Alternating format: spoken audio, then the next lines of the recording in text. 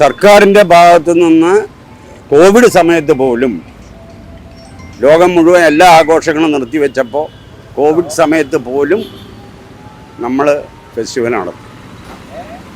2002 2003 academy secretary ആയിട്ട് G Karthikeyan മന്ത്രി എന്നെ വിളിച്ചു.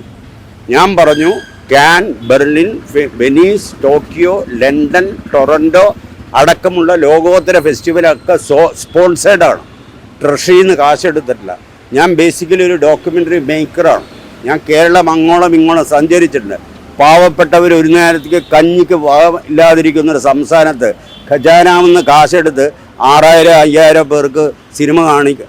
അവർ ഡെലിഗേറ്റ് എൻട്രി കൂട്ടിയിട്ട് അല്ലെങ്കിൽ നമ്മൾ സ്പോൺസേഴ്സിനെ കണ്ടെത്തി നടത്തണം. ഞാൻ ഈ ആശയപരമായിട്ട് ഇതിനെതിരാണ്.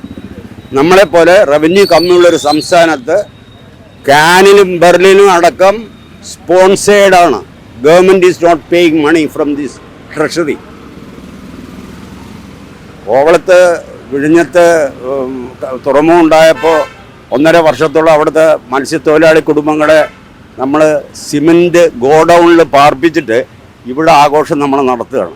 ഇതിന് എനിക്കെതിരാണ്. ഞാൻ basically I am a human being and a citizen.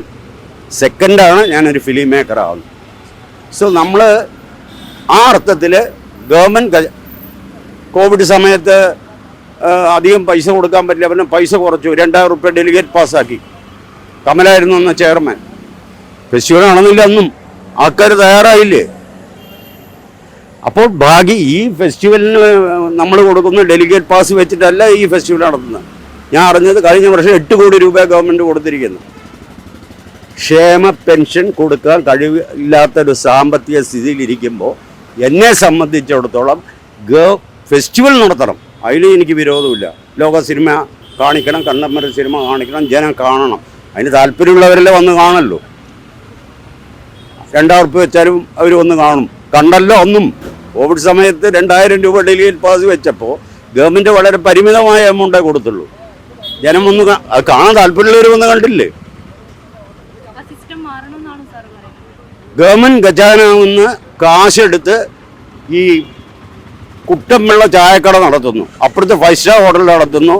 X എന്ന് പറയുന്ന ഒരാൾ, എക്സിൻ്റെ മകളുടെ കല്യാണം ആഡംബരമായി നടത്തിയവരുടെ കുട്ടമ്പിള്ള ലോകത്തു നിന്നൊക്കെ കടം വാങ്ങിയിട്ട് ആഡംബരമായിട്ട് മകൾക്ക് കല്യാണം നടത്തുന്ന പോലെയാണ് റവന്യൂ കമ്മി അനുഭവിക്കുന്ന അടിസ്ഥാന സൗകര്യം. 10 വർഷമായിട്ട് കേരളത്തിലെ ഡോക്യുമെൻ്ററി ഫിലിം മേക്കേഴ്സിന് സബ്സിഡി കൊടുക്കുന്നില്ല. സബ്സിഡി ഉണ്ട്, നിർത്തലാകില്ല, പക്ഷേ പണമില്ല പറഞ്ഞിട്ട്. Documentary free lance documentary film making is at dead end. നമ്മൾ ഡോക്യുമെൻ്ററി മേള നടത്തി 10 ലക്ഷം രൂപ വെളിയിൽ നിന്ന് ഒരാളെ വരുത്തിയിട്ട് ഡൊനേറ്റ് ചെയ്യണം. Outstanding acknowledgement. ലോക്കലായിട്ടുള്ള ഇൻഡിജിനസ് ആയിട്ടുള്ള സബ്സിഡി കൊടുക്കുന്നില്ല 2014 മുതൽ. ഇതൊക്കെ ചായക്കട നടത്തുന്ന കുട്ടമ്പളുടെ സ്വഭാവം നമ്മൾ കാണിച്ചുകൊണ്ടിരിക്കുന്നത്. കാനിനും ബെർലിനും ഇല്ലാത്ത സമ്പന്ന രാജ്യങ്ങളാണ് ഫ്രാൻസും ജർമ്മനിയും. അവർ ഖജാനാവുന്ന കാശ് മുടക്കുന്നില്ല. നമ്മൾ എന്തിനാണ് ഈ പാവപ്പെട്ട നികുതിദായകരുടെ കാശെടുത്തിട്ട് ഈ ദൂർത്ത് കാണിക്കുന്നത്? ഫെസ്റ്റിവൽ വേണം. ഞാൻ ഫെസ്റ്റിവലിനെതിരല്ലേ. ഞാൻ പൂനെ ഇൻസ്റ്റിറ്റ്യൂട്ടിൽ പഠിച്ച ആളാണ്. ആദ്യത്തെ 3 ഫിലിം ഫെസ്റ്റിവലിൻ്റെ കോർഡിനേറ്ററായിരുന്നു. ഫെസ്റ്റിവൽ കണ്ടിന്യൂ ചെയ്യണം, നടത്തണം. പക്ഷെ അതിന് ഒരു ചെറിയ സാമ്പത്തിക സഹായം ഗവൺമെൻറ് കൊടുക്കാൻ പാടില്ല. കോവിഡ് സമയത്ത് അങ്ങനെ കൊടുത്തിട്ടും 2000 രൂപ കൊടുത്ത് പിന്നീട് പഴയ രീതിയിൽ മാറ്റി. ഈ 8000 10,000 പേരല്ല 3.5 കോടി. 3.5 കോടിയിൽ 2 കോടിയെങ്കിലും നികുതി ആരാണ്? നമ്മൾ വാങ്ങുന്ന എല്ലാറ്റിനും GST കൊടുക്കുന്നുണ്ട്, എല്ലാറ്റിനും നമ്മൾ ടാക്സ് കൊടുക്കുന്നുണ്ട്. ആ പണമാണ് ട്രഷറി ഇരിക്കുന്നത്. ആ പൈസ എടുത്ത് 8000 പേർക്ക് സിനിമ കാണിച്ച് കൊടുക്കാൻ കാശ് കൊടുക്കേണ്ട ഗവൺമെൻറ്. അത് ഡെലിഗേറ്റ് പാസിന് തന്നെ. പിന്നെ സ്പോൺസേഴ്സിനെയും കണ്ടെത്തണം. ഇത് മെയ്യനങ്ങണം സ്പോൺസേഴ്സിനെ കണ്ടെത്താൻ. ഡെലിഗേറ്റിന് നമ്മൾ കുറച്ച് ചിലവ് ചുരുക്കിയിട്ട് കുറച്ച് ടിക്കറ്റ് എല്ലാം ഡെലിഗേറ്റിന് വാങ്ങണം എന്നല്ല ഞാൻ പറഞ്ഞു. കുറേ അന്ന് ഡെലിഗേറ്റ് സ്പോൺസേഴ്സിനെ കണ്ടെത്തി ആ കമ്മിറ്റി, ചലച്ചിത്ര അക്കാദമി, കോവിഡ് സമയത്ത് എങ്ങനെ പറ്റി? അതെന്തുകൊണ്ട് കണ്ടിന്യൂ ചെയ്യുന്നില്ല? അതെ, അല്ല ഗവൺമെൻറ് കൊടുക്കില്ല. പക്ഷെ നടത്തണമെന്ന് വാശി പിടിച്ചപ്പോൾ ഗവൺമെൻറ്റിന് അധികം സാമ്പത്തിക സഹായം ചെയ്യാൻ പറ്റില്ല. ഞങ്ങൾക്ക് എനിക്ക് എത്ര എമൗണ്ട് കൊടുത്തറിയില്ല, വളരെ പരിമിതമായിട്ടുള്ള എമൗണ്ടേ കൊടുത്തുള്ളൂ. ബാക്കി അവർ സ്പോൺസേഴ്സിനെ കണ്ടെത്തി. അതെന്തുകൊണ്ട് കണ്ടിന്യൂ ചെയ്യുന്നില്ല എന്നാണ് എൻ്റെ ചോദ്യം.